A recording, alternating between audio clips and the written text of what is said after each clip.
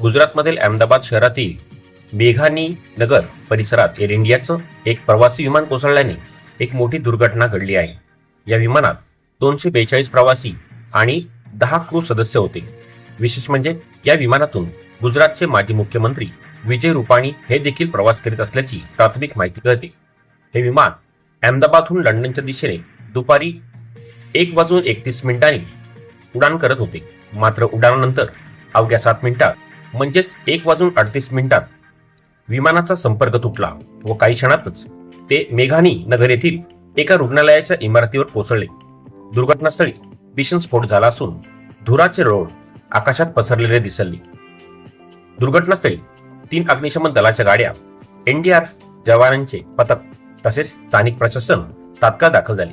ज्या रुग्णालयावर हे विमान कोसळले त्या रुग्णालयातील 15 डॉक्टर व काही रुग्ण गंभीर जखमी असल्याचीही प्राथमिक माहिती समजत आहे।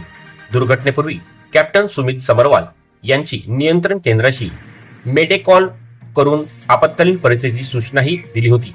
समरवाल यांना 8200 तासांचा उड्डाणाचा अनुभव असूनही दुर्घटना घडल्याने अनेक प्रश्नचिन्ह निर्माण झाले आहेत। दुर्घटनेचे व्हिडिओ सोशल मीडियावर व्हायरल होत असून घटनास्थळी तणावपूर्ण वातावरण व प्रवाशांची यादी व मृतांची आकडी अजूनही अधिकृतपणे घोषित करण्यात आली नाही।